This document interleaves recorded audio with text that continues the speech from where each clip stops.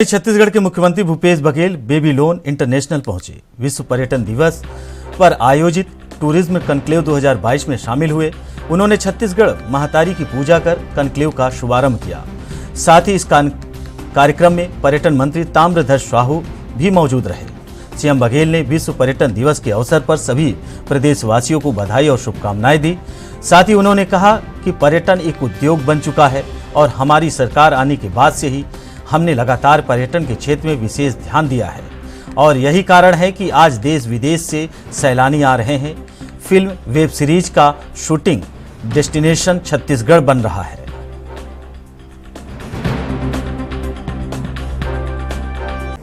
पर्यटन आज बड़ा उद्योग बन चुका है। पूरी दुनिया में पर्यटकों को अपने देश में, प्रदेश में लाने के लिए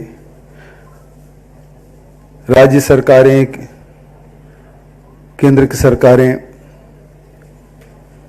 अनेक जतन कर रहे हैं। हमारे छत्तीसगढ़ में पर्यटन के बारे में अभी अटल जी ने, आदरणीय मंत्री जी ने और विभाग के द्वारा अनेक बातें भी कही गई और अनेक प्रस्तुतियां भी दी। छत्तीसगढ़ पहले मध्य प्रदेश, उसके पहले सीपी बरार का हिस्सा था। तो छत्तीसगढ़ को दो तीन चीजों के नाम से लोग जानते थे। पहली बात तो बस्तर की लोक संस्कृति, लोक जीवन, और दूसरा यहाँ के खनिज।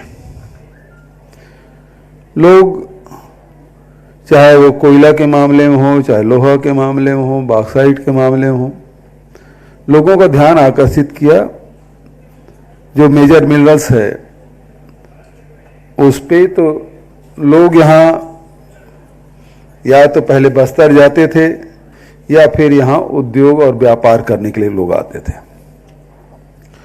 पर्यटन हमेशा से उपेक्षित रहा, जबकि छत्तीसगढ़ में अपार संभावनाएं हैं। उसे या तो अनदेखा किया गया या उधर ध्यान ही नहीं गया। लोगों का ध्यान औद्योगिकरण में, चाहे वो भिलाई स्टील प्लांट हो, चाहे वो कोरबा का ऊर्जा धानी के रूप में हो, चाहे वो रायगढ़ को भी वहाँ प्लांट डालने की बात हो, या बिलासपुर की पहचान बने तो रेलवे जोन है सबसे ज़्यादा पैसा कमाने वाला। लेकिन कभी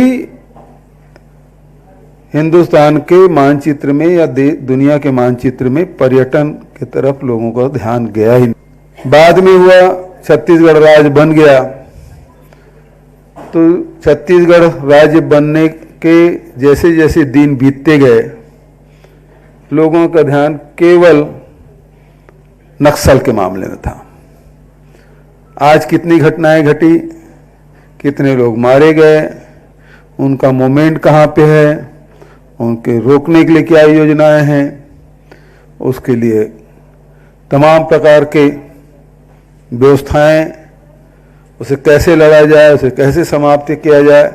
बस्तर की पहचान नक्सली के रूप में लोग मानने लगे थे कि छत्तीसगढ़ जाएंगे मतलब नक्सलियों से मुठभेड़ होगी, उससे सामना करना पड़ेगा।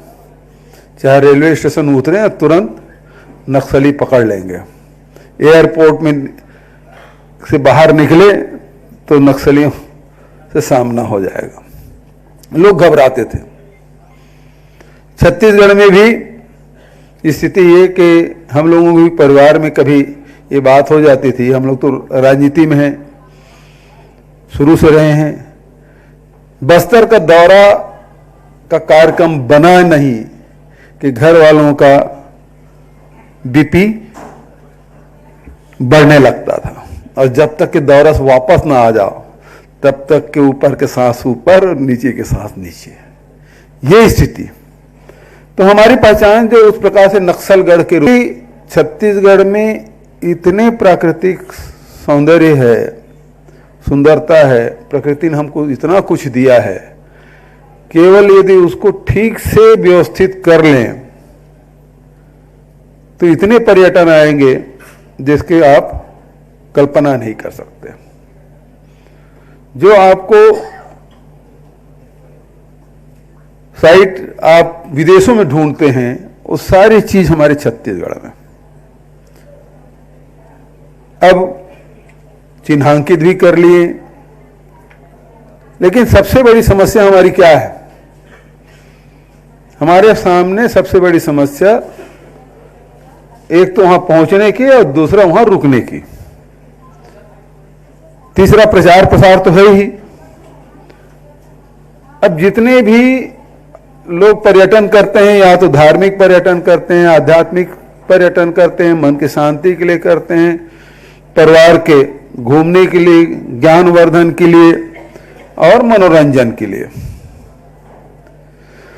तो हमारे पास सब कुछ है। हमारे पास डोंगरगढ़ भी है, हमारे पास दंतेवाड़ा भी है, महामाया रतनपुर भी है, तो धार्मिक स्थल के रूप में आप कहें तो बहुत सारी चीजें। लेकिन इन धार्मिक स्थलों पे रुकने की कोई व्यवस्था है क्या? जाओ